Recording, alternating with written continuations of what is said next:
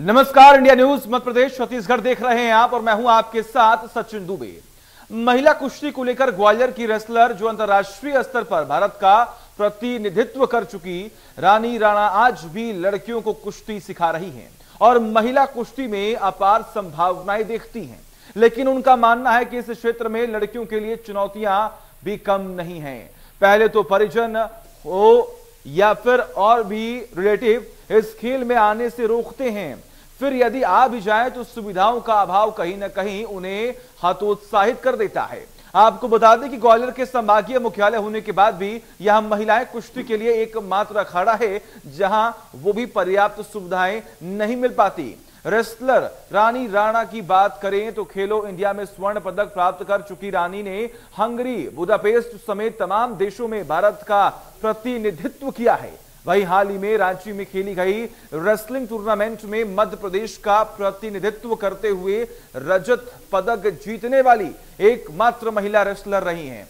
उनका कहना है कि इस क्षेत्र में लड़कियों के लिए असीमित संभावनाएं हैं, लेकिन सरकार और प्रशासनिक उदासीनता के चलते बहुत ज्यादा सुविधाएं नहीं मिली।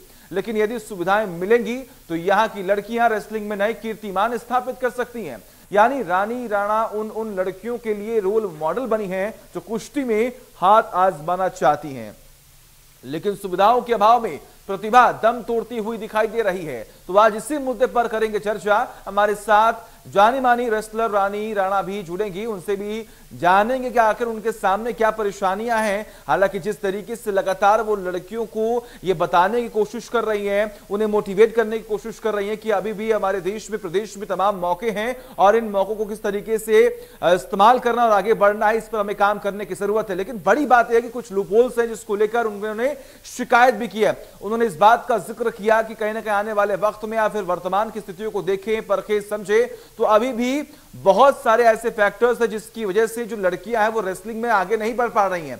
पहला अगर हम बात करें तो समस्या जो है, उन्होंने इस बात का जिक्र किया कि पहले तो परिवार वाले ही रेसलिंग में लड़कियों को जाने नहीं देते और अगर जाने देते भी है तो वहां पर कुछ कमियां हैं, खामियां हैं, जो सुविधाएं हैं वो उपलब्ध नहीं होती हैं। सरकार द्वारा जो योजनाएं चलाई जा रही है, जो पूरी कोशिश की जा रही है, या फिर स्टेडियम या फिर अखाड़े जो बनवाए जाते हैं उसमें सही तरीके से पुख्ता इंतजाम नहीं होते हैं। इन्हीं की वजह से लड़कियां जो है वो रेसलिंग में आगे नहीं बढ़ पाती हैं। तो ये वो तमाम खामियां जिसको लेकर उन्होंने अपना पक्ष जो है वो रखा है। और बड़ी बात यह है कि अगर लगातार तमाम वादे किए जाते हैं कि हम लड़कियों को आगे बढ़ाएंगे हर एक क्षेत्र में, खासतौर पर खेल में, लेकिन शायद ये तमाम खामियां जिसकी वजह से आज वो लड़कियां जो है वो पीछे होती हुई दिखाई दे रही हैं।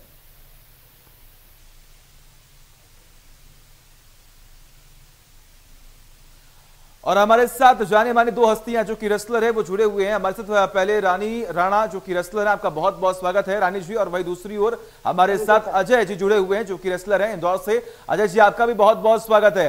रानी जी, शुरुआत आज चर्चा की आपसे ही करते हैं। सबसे पहले जो परेशानियां सामने आ रही हैं, आखिर उनका समाधान कैसे हो? आपकी तरफ से तमाम बातें कही गई हैं, मैं चाहूंगा जरा एक बार विस्तार से बताएंगे आखिर लड़कियां आगे क्यों नहीं बढ़ पा रही हैं, खास तौर पर इस रेसलिंग फील्ड में।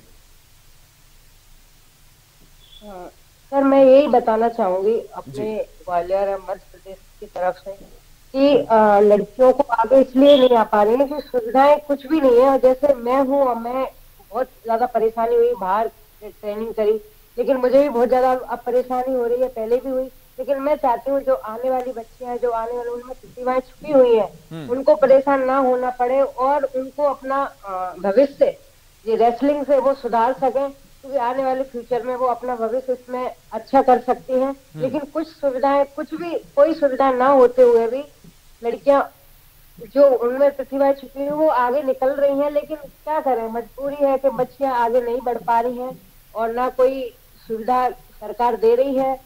अपनी स्तर पर कोशिश हम कर रहे हैं, अपने लगे हुए हैं कि यहाँ ग्वालियर की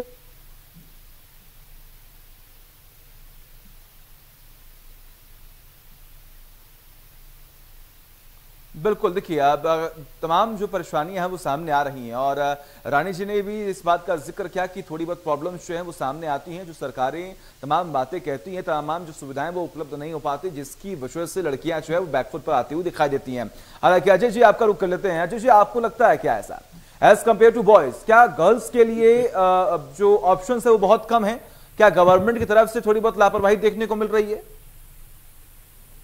सबसे पहले तो मैं इंडियन न्यूज का धन्यवाद करना चाहूंगा कि उन्होंने एक ऐसे ज्वलंत मुद्दे पर अपनी राय रखने का मौका दिया है जी, जिसके लिए एक जनमानस में भी और शासन प्रशासन में भी कहीं ना कहीं थोड़ी सी लापरवाही का अंदेशा है। जहां तक हम महिला कुश्ती की बात करें तो पिछले 5 साल में अगर हम देखें तो मध्य प्रदेश में लड़कों से ज्यादा रिजल्ट लड़कियों के आए। ठीक है, पहली चीज। दूसरी चीज ये है कि लड़कियों के लिए रेसलिंग का सेक्टर करके तो मतलब सरकारों की नियोग करने की गाइडेंस है यहीं पर में जिलों के अलग अलग हिस्से वो लोग टैलेंट सर्च के हिसाब से बच्चों को और बच्चों को अपने एडमिशन को, लेकिन क्राइटेरिया कि वो बच्चा अगर स्टेट पोजीशन है, पोस्ट होल्डर है या फिर नेशनल में प्लेस उसने ली हुई है तो उन्हीं को वो प्रीफर करते हैं और उनकी संख्या एक सीमित होती है। वो उतने ही बच्चों को एडमिशन देते हैं। लेकिन जो बच्चे ग्रास रूट लेवल पे से डिस्ट्रिक्ट से निकलते हैं या मेडल नहीं ले पाते हैं, क्या वो अपनी ट्रेनिंग बंद कर देंगे? अगर वो अपनी ट्रेनिंग बंद कर देंगे तो आपके पास अपने आप ही बहुत सारे सीमित विकल्प हो जाए। तो ये जो एक नई परिपाटी चली है कि हम एक बड़ा सा गवर्नमेंट का एक सेंटर बना देंगे, वहीं पे बच्चे ट्रेनिंग करेंगे, बाकी जगह जो सुविधाएं उनसे काम चलाओ। तो इस तरीके से तो कोई लाइन, स्पोर्ट्स लाइन आपके पास एक रहेगी लेकिन दूसरी तैयार नहीं हो पाएगी। ग्रास रूट लेवल पे अगर हम देखें तो हर बच्चा पैदा होते से कोई स्टेट में मेडल या नेशनल में मेडल लेके नहीं आता है, उसको कहीं ना कहीं तो तैयारी करानी पड़ेगी। तो जो संकल्प लेके रानी चल रही है कि ग्वालियर में एक रेसलिंग एकेडमी वो खोले और अपना समय दे, ये बहुत एक स्वागत योग्य कदम है। इसमें हम सभी को रानी का हौसला बढ़ाना चाहिए, उसकी मदद करना चाहिए, सभी को उसको अपने को मार्गदर्शन और सहयोग करना चाहिए। जहां तक रानी के खुद के एक स्पोर्ट्स करियर की बात बताता हूँ तो इस लड़की ने एक निचले लेवल से, आपको पता होगा ग्वालियर में सबसे पहले भ्रूण हत्या में नंबर 1 था देश जी, कन्या भ्रूण हत्या में। उस जगह से इस लड़की ने अपने परिवार से और सारी परिस्थितियों से निपट के अपनी प्रैक्टिस करी और आज की तारीख में पिछले 8 से 10 सालों से मध्य प्रदेश में तो अपराजय है, किसी से नहीं हारी है। उसके बाद सीनियर लेवल से कम 3 से 4 मेडल, इंटरनेशनल पार्टिसिपेशन, खेलो इंडिया में मेडल, गोल्ड मेडल और ऑल इंडिया इंटर यूनिवर्सिटी में भी gold medal, silver medal, bronze medal, मतलब पदकों की बौछार लगा रखी है। उसके बावजूद भी मध्य प्रदेश सरकार की कुछ खेल नीतियां ऐसी हैं, जैसे विक्रम अवार्ड को लेकर खेल जो एक नीति, जो पॉइंट टेली वाला सिस्टम है, वो भी गलत है। दूसरा, अगर इस बच्ची को कहीं और नौकरी करनी होती तो बीएसएफ में, दूसरी जो अदर एजेंसीज हैं, जो गवर्नमेंट की जो भी सर्विसेज हैं, उसमें नौकरी का चांस मिला था। लेकिन कहीं ना कहीं इसके दिमाग में ये चीज थी कि मुझे मध्य प्रदेश छोड़ करके नहीं जाना। तो हमको ये भावना का भी सम्मान करना चाहिए और मध्य प्रदेश में कुश्ती खिलाड़ियों की, विशेषकर लड़कियों की एक नई पौध तैयार हो, उसके लिए ऐसी खिलाड़ी जिसने अपना जीवन इस खेल में लगा दिया, अगर वो ट्रेनिंग करते हुए एक सेंटर की डिमांड कर रही है या कोशिश कर रही है, हम सबको इसका सहयोग और मार्गदर्शन करना चाहिए, ऐसा मेरा बिल्कुल। देखिए, चाह है और राह जो है वो बनानी पड़ेगी और इसीलिए लगातार सरकार पर सबकी निगाहें टिकी होती हैं कि जो ट्रेनिंग सेंटर्स की लगातार आपने भी जिक्र किया कि बिना ट्रेनिंग के आप कहीं पर भी जा नहीं सकते और कोई मेडल आप जीत नहीं सकते हैं, तो जरूरी है कि सरकार को भी काम करना होगा, ट्रेनिंग सेंटर्स पर भी विशेष तौर पर ध्यान देना होगा। हालांकि रानी जी, सवाल आपसे है कि देखिए, बात यहां पर लड़की या लड़के की नहीं है, बात यहां पर टैलेंट की है। कई सारे ऐसे टैलेंट होते हैं जो कि लगातार पूरी कोशिश करते हैं लेकिन उनके पास वो सुविधाएं नहीं होती हैं, वो इंफ्रास्ट्रक्चर नहीं होता है, जिसकी वजह से वो बैकफुट पर आते हैं। तमाम वादे तो बहुत की जाते हैं सरकार की तरफ से, प्रशासनिक अधिकारियों की तरफ से, तमाम जनप्रतिनिधियों की तरफ से इस बात का जिक्र करते हैं कि हम आने वाले वक्त में हम ट्रेनिंग सेंटर्स जो हैं वो बनाएंगे, खेल में अच्छे अच्छे मौके देंगे, लेकिन शायद वो टैलेंट जो है अब वो खराब होता हुआ दिखाई दे रहा है क्योंकि सुविधाएं नहीं है। जी, सुविधाएं बिल्कुल भी नहीं है। मैंने अभी ग्वालियर में आती हूँ तो मेरे को भी बहुत परेशानी होती है, जहाँ मैं छुट्टी पे कुछ दिन के लिए आती हूँ। यहाँ हम ट्रेनिंग नहीं छोड़ते हैं अपनी एक दिन की भी। जब आप सीनियर लेवल पे होते हो, कंपटीशन बहुत हाई होता है, और वही इच्छा मैं रखती हूँ कि अपनी ये ग्वालियर की बच्चियां, पूरे एमपी की बच्चियों को लेके हम तो चल रहे हैं कि जहाँ जिसको अगर ग्वालियर में जो करना चाहेगा, अगर एक सेंटर होगा तो हम पूरे एमपी की लड़कियों को भी ट्रेनिंग देंगे। पूरी एमपी के बच्चों की बात करते हैं हम तो। और मेरा सबसे पहले मैं ग्वालियर के लिए इसलिए करूंगी कि मैं ग्वालियर से जुड़ी हुई हूँ, इसमें यहाँ से जुड़ी हुई हूँ, और मुझे बेटी बचाओ बेटी पढ़ाओ का ब्रांड एम्बेसडर भी बना रखा है। ये मेरी एक जिम्मेदारी बनती है कि मैं यहाँ की बच्चियों के लिए, उनके भविष्य के लिए सोचूं, और ये मेरी जवाबदारी बनती है। और मैं चाहती हूँ कि सरकार इसमें मेरा सहयोग करे, आप लोग सब मेरा सहयोग करें, और मुझे एक अच्छा रेसलिंग में एक स्ट्रक्चर खड़ा करने का मौका मिलेगा, एक नई लड़कियों को मौका मिलेगा यहाँ अपने भविष्य को बनाने के लिए। मुझे एक यहाँ पे सिर्फ एक ये नहीं है कि लड़कियों के लिए, सिर्फ और लड़के हैं जो बहुत सारे हैं जो बाहर जा जाके प्रैक्टिस कर रहे हैं, कोई पंजाब, कोई दिल्ली, कोई हरियाणा। लेकिन ये है कि अगर अपने ग्वालियर में ही रह के अगर प्रैक्टिस करेंगे बच्चे जो है, लड़कियां को बाहर नहीं भेजा जाता, पेरेंट्स नहीं भेजते हैं स्टार्टिंग में, किसी लड़की को बाहर नहीं जाने देते हैं। मेरे को भी स्टार्टिंग में बहुत ज्यादा परेशानी है। तो मैं चाहती हूँ कि इसमें मेरा सरकार और इसमें सहयोग करेगी तो मैं इंटरनेशनल गवर्नमेंट ऐसे बच्चे यहाँ के मेडल देंगी, ये मेरी पूरी इच्छा है, और मैं पूरी मेहनत के साथ इसको साकार करूंगी, ये भी मेरी इच्छा है। और लड़कियां, इनमें प्रतिभाएं इतनी छुपी हुई हैं, ये सबको देखने की जरूरत है, और देखेंगे तभी वो चीज दिखेगी। नहीं, बिल्कुल। देखिए, आप आज के युवाओं के लिए, आज की लड़कियों के लिए आप एक प्रेरणा है, एक मोटिवेशन है, और हमारी तरफ से भी आपको ढेरों शुभकामनाएं कि आप जिस तरीके से लगातार लगी हुई हैं उन तमाम प्रतिभाओं को आगे बढ़ाने के लिए, वो काबिल तारीफ है। लेकिन नारायण जी, देखिए, सवाल अभी भी लगातार वही है कि आप कोशिश कर रही हैं, लेकिन अगर गवर्नमेंट की तरफ से वो सपोर्ट नहीं मिलेगा तो कहीं ना कहीं वो टैलेंट जो है वो बैकफुट पर आएगा ही। क्या उम्मीदें आपकी तरफ से लगाई जा रही हैं? क्योंकि देखिए, आपने तमाम जो लड़कियां उन्हें आप ट्रेन कर रही हैं, उनकी तरफ से क्या प्रॉब्लम जो है आपके साथ शेयर की जाती हैं कि आखिर ये प्रॉब्लम्स है और इनका सॉल्यूशन जो है वो जल्द से जल्द होना चाहिए? सर, मैं जल्द से जल्द यही है कि जहाँ सेंटर जैसे दूसरी जगह खोले गए हैं, खंडवा जैसी जगह, जहाँ लड़कियां इतनी नहीं, पहले नहीं थी, जबकि ग्वालियर से इतनी लड़कियां निकलती थी, लेकिन अब स्कूलों में भी पहले रेसलिंग थोड़ा बहुत सिखाया जाता था, जैसे मैंने भी स्कूल से स्टार्टिंग की है, लेकिन अब कहीं कुछ भी नहीं है। तो लड़कियां का बिल्कुल रेसलिंग से हट गई है, क्योंकि कुछ उनको सुविधा नहीं मिलेगी, कोई कोच नहीं मिलेगा, तो वो स्टार्टिंग कैसे करेंगे अपने आप से? तो कोई ये गेम ऐसा है नहीं जो अपने आप से करा जाए।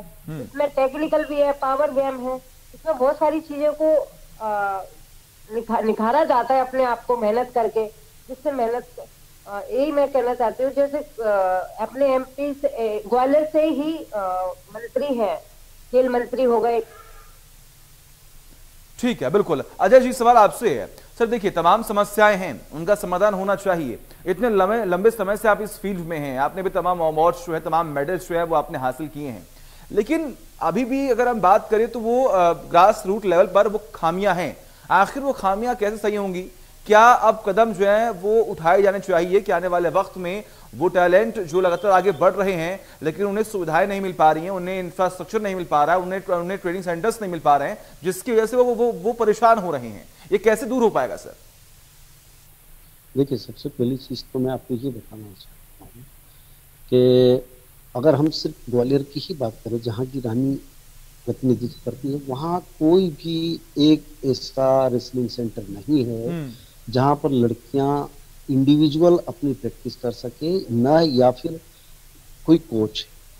तो हमारा उद्देश्य यही है कि कहीं ना कहीं पर भी जहाँ पे जैसी जगह उपलब्ध हो, सरकार से निवेदन यही है कि उन जगहों पर अगर वो गवर्नमेंट का ट्रेनिंग सेंटर स्थापित नहीं कर पाती है तो रानी जैसे जो प्राइवेट प्लेयर हैं, इनको एक हॉल बना के दे, खेल विभाग वहाँ पे गद्दा, जो कई जगह अखाड़ों में खेल विभाग एक जो रेसलिंग मैट होता है वो प्रोवाइड कराता ही है, ऐसी जगह पे करे, और जनता को और समाज सेवी संस्थाओं को, खिलाड़ियों को साथ में मिलकर एक संगठित प्रयास करने चाहिए, ताकि इंडिविजुअल सेंटर भी तैयार हो जहां ग्रास रूट लेवल पे प्लेयर्स तैयार हो। दूसरी चीज ये है कि बच्चे आखिर किसी खेल से क्यों जुड़े या उनके अभिभावक अपने बच्चों को खेलों में क्यों भेजें। जहां तक ये है, सबसे बड़ी बात ये कि खेल को आज के जमाने में एक करियर के रूप में भी लिया जा सकता है, जिसके कई मिसाल आपने दूसरे खेलों से भी ली है। जो कॉमनवेल्थ मेडलिस्ट हो जाता है या ओलंपिक मेडलिस्ट हो जाता है, उसके पास रुपयों एवं नौकरियों की बौछार हो जाती है। सबसे पहली चीज, कहीं ना कहीं बच्चों को इससे रोजगार भी मिलना चाहिए और सरकार को इस दिशा में प्रयास करने चाहिए, तभी हम ज्यादा से ज्यादा बच्चों को खेलों से जोड़ पाएंगे। और जो ये ग्रास रूट लेवल पे जो एकेडमीज हैं, इंडिविजुअल एकेडमीज, प्राइवेट एकेडमीज, इनसे भी बच्चे निकलते हैं। ऐसा नहीं कि सिर्फ गवर्नमेंट की एकेडमी से ही निकलते हैं। तो इस तरीके से जो एकेडमी, अभी हमने ग्वालियर में जो एक अखाड़ा है, रामदल अखाड़ा, जहाँ पर मुरार कंपनी बाग अखाड़ा है, वो जहाँ पर रानी प्रैक्टिस कराती है, उसके लिए भी हमने अभी कमिश्नर साहब, नगर निगम कमिश्नर साहब से और सेजुअल साहब जो आपके सांसद भी हैं, उनसे भी मिलके एक अपना विचार रखा है, लोगों के साथ, बच्चों के साथ मिलके, कि इस तरीके से यहाँ पे एक सुविधा अगर प्रदान करते हैं तो रानी वहां पर अपना प्रशिक्षण देना चालू करेगी। अभी यूं भी दे ही रही है, लेकिन अगर सुविधा होती है तो हम ज्यादा अच्छे तरीके से रिजल्ट निकाल पाएंगे। ये हमने एक शुरुआत की। अब बिल्कुल देखिए, प्रतिभाओं की कमी नहीं है। अलग अलग राज्यों की बात कर ले तो इस देश से तमाम खिलाड़ी विदेशों में जाकर देश का नाम भी कर रहे हैं रोशन। चाहे लड़कियों की बात कर ले, चाहे तमाम युवा खिलाड़ियों की बात कर लें। लेकिन अजय जी देखिए, आपने भी तमाम चीजें देखी हैं, आपने भी तमाम प्रैक्टिस मैचेस जो है वो खेले होंगे। इसके अलावा आपने भी तमाम लोगों को ट्रेनिंग दी होगी, तमाम अलग अलग ट्रेनिंग सेंटर्स पर आप पहुंचे होंगे। आपके हिसाब से क्या लगता है, सिर्फ एक ट्रेनिंग सेंटर ही समस्या है या इसके अलावा और भी फैक्टर्स हो सकते हैं जिसकी वजह से ये जो तमाम युवा खिलाड़ी हैं, ये जो तमाम प्रतिभाएं हैं, इन्हें प्रोत्साहन नहीं मिल पा रहा है?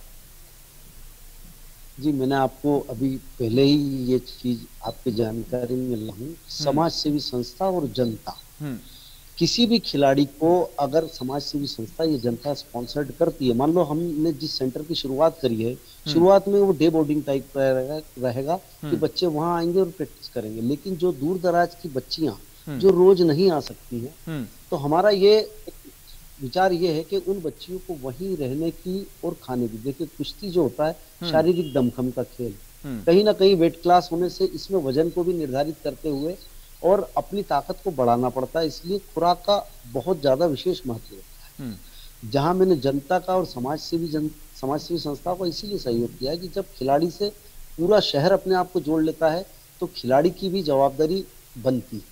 इसलिए वो अपनी तरफ से पूरी तरीके से प्रयास करता है कि मुझे रिजल्ट निकाल के देना। तो ये एक जो चीज है कि अगर हम किसी भी सेंटर को जनता से जोड़ देते हैं, खिलाड़ियों के प्रति उसको जवाबदेही और खिलाड़ी जनता के प्रति जवाबदेही अगर ये हमने बना दिया, तो निश्चित रूप से बच्चा अचीवमेंट देगा तो कहीं ना कहीं उसको नौकरी रोजगार के लिए भी परेशान नहीं होना पड़ेगा। अच्छे खिलाड़ी के लिए नौकरी बिल्कुल आती है सामने, जिस तरीके से रानी के सामने भी कई नौकरियां आई। लेकिन मैं इस लड़की की तारीफ करना चाहूंगा कि इसने अपने भविष्य को दांव पर लगाकर उसने कहा नहीं, मैं साथ में ऐसी नौकरी करना चाहूंगी जिसमें मेरे को बच्चों के साथ में कोचिंग करने का भी मौका मिले, बच्चे तैयार करने का भी मौका मिले। रानी जी, सवाल आपसे, क्या चुनौतियां हैं अभी आपके सामने? क्योंकि देखिए, जो आप काम कर रही हैं वो काबिल तारीफ है। लगातार आप तमाम लड़कियों को ट्रेनिंग दे रही हैं, उन्हें ये बताने की कोशिश करें किस तरीके से आपको अपने टैलेंट में सुधार करने की जरूरत है, क्या पॉइंट्स हैं उन पर आपको काम करने की जरूरत है, लेकिन अभी भी चुनौतियां हैं। जी सर, मेरे सामने बहुत सारी चुनौतियां हैं जिनका मैं अभी भी सामना कर रही हूँ और शुरुआत से करती आ रही हूँ, अभी आज भी कर ही रही हूँ। और मुझे बहुत दिक्कत होती है, नौकरी को लेके मैं बहुत ज्यादा परेशान कंटिन्यू में मेडल जीत रही हूँ मध्य प्रदेश सरकार के लिए। फिर भी मध्य प्रदेश सरकार मेरे जो खिलाड़ियों के लिए कुछ नहीं सोच रही। जो स्पोर्ट कोटे से जो भर्तियां होती उस पर भी कोई भर्ती नहीं निकाली गई है, बंद है। स्पोर्ट्स खिलाड़ी क्या करे, परेशानियां तो नहीं है उसके लिए, आगे अपने कंटिन्यू रखने के लिए उसकी रूप से परेशानी हो रही है। और उसकी डाइट जो एक पहलवानी है, ये कुश्ती है, इसमें सबसे ज्यादा इम्पोर्टेंट डाइट होती है। डाइट के अलावा उसकी कोई प्रैक्टिस होती है, इससे मुझे जूझना पड़ रहा है। और मैं एक जो सीएम साहब ने घोषणा करी थी जो 2017 में इंदौर में मैं सीनियर मेडल जीती थी, सीनियर नेशनल में, वहाँ भी घोषणा करी थी सीएम साहब ने जो मुख्य अतिथि के रूप में वहाँ थे। तो उन्होंने यही बोला था कि जो बच्चे मेडल जीते हैं, 2 बच्चों के मेडल आए थे, एक मेरा एक लड़के का, तो वहाँ भी वो नौकरी आज तक मुझे अवेलेबल नहीं, उसके बारे में प्रयास किया, इसलिए मैं आज तक प्रयास कर रही हूँ, लेकिन मेरे को कोई भी इसके बारे में मुझे कुछ नहीं मिला। और ना नौकरी मिली है, ना कोई आर्थिक रूप से सरकार से मुझे कुछ सुविधाएं नहीं मिली है, ना मुझे अभी तक में को कर रहे हैं। मैं लगी हुई हूँ अपने दंगल खेल के, जैसे भी लगी हुई हूँ, बस ये मेरा गेम और मेरा छूटे और मैं अपने बच्चियों को जो मेरे ग्वालियर की हैं उनके लिए मैं कुछ कर पाऊँ। नहीं, बिल्कुल देखिए, जरूरी है तमाम सुविधाएं उपलब्ध करानी चाहिए, इंफ्रास्ट्रक्चर पर काम करना चाहिए, तभी आज वो तमाम प्रतिभा जो है, तमाम जो खिलाड़ी हैं वो अपने आप को और पॉलिश कर पाएंगे और आगे बढ़ पाएंगे। ऐसे में अजय जी बड़ी बात यहां पर है कि देखिए तमाम टैलेंट्स जो हैं वो अपने ऊपर काम कर रहे हैं, पूरी कोशिश कर रहे हैं, लेकिन आप क्या संदेश देना चाहेंगे आज के युवा खिलाड़ियों को, क्योंकि बहुत सारे ऐसे खिलाड़ी हैं जो कि उम्मीद छोड़ देते हैं? देखिए, उम्मीद छोड़ने के लिए तो उनको हिम्मत रखनी पड़ेगी। सबसे पहली चीज, कोई भी गेम या कोई भी खेल आसान नहीं। जिला स्तर पे अगर कोई खेल होता है जिसमें थोड़ा कंपटीशन कम होता है, स्टेट लेवल पे बढ़ जाता है, नेशनल लेवल के लिए बहुत ज्यादा कठिन हो जाता है मेडल लेना। लेकिन मैंने जो एक यक्ष प्रश्न आपके सामने रखा था कि आखिर बच्चे खेल में क्यों आए और उनके पालक या माता पिता बच्चों को खेल में क्यों भेजें। कई बच्चों को मैं अपने 35 से 40 साल के स्पोर्ट्स करियर में देख चुका हूँ। कई बच्चे जिन्होंने 10-10 साल किसी एक खेल को दिए हैं और नौकरी नहीं होने पे छोड़ देते। देखिए, राष्ट्रीय स्तर पर पदक प्राप्त करना किसी भी खेल में, विशेषकर कुश्ती जैसे खेल में, जिसमें इंडिया का स्टैंडर्ड वर्ल्ड लेवल पे माना जाता है, क्योंकि पिछले 3 ओलंपिक से आप देख लो कि हर ओलंपिक में सिर्फ कुश्ती ही एकमात्र खेल है जिसने भारत को पदक दिलाया। एशिया लेवल पे, एशियाड लेवल पे, चाहे एशियन चैंपियनशिप हो, चाहे वर्ल्ड चैंपियनशिप हो, इंडियन टीम कभी खाली हाथ नहीं आई। बिल्कुल बिल्कुल साहब, बिल्कुल। देखिए, आप ओलंपिक्स की बात करें, पैरा ओलंपिक्स की बात करें, आप एशियन गेम्स की बात करें, हर जगह जो है कहीं ना कहीं हमारे देश के खिलाड़ियों ने देश का नाम रोशन किया है। ऐसे में रानी जी, सवाल आपसे भी है कि आखिर आप सरकार से क्या उम्मीद करती हैं और आज के युवा खिलाड़ियों को क्या संदेश देना चाहती हैं? मैं एमपी सरकार से यही गुजारिश करती हूँ, यही उनसे विनती करती हूँ कि जो खिलाड़ी नेशनल लेवल के, इंटरनेशनल लेवल के, उनके हिसाब से, उनकी एजुकेशन के हिसाब से उनको जॉब दी जाए स्पोर्ट्स में। अगर अब जो बच्चे शुरुआत कर रहे हैं वो अपने सीनियर को देख इंस्पायर होते हैं कि हाँ हमारे सीनियर ये है, और उसकी अब कोई बच्चे कहते हैं आपकी तो जॉब भी नहीं लगी अभी।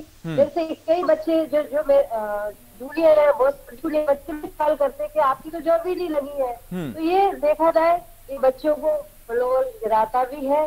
ठीक है, हमारी जो ठीक है, बहुत बहुत शुक्रिया रानी जी आपका अपना कीमती वक्त देने के लिए। अजय जी आपका भी बहुत बहुत शुक्रिया अपना कीमती वक्त देने के लिए और ये बताने के लिए कि आखिर आने वाले वक्त में किस तरीके से सरकारों को काम करना चाहिए, जो खुद भी खामियां हैं उन्हें किस तरीके से सही करना चाहिए। बहुत बहुत शुक्रिया आप दोनों का अपना कीमती वक्त देने के लिए और मेरे साथ इस खास पेशकश में। बस इतना ही, देखते रहिए इंडिया न्यूज। नमस्कार।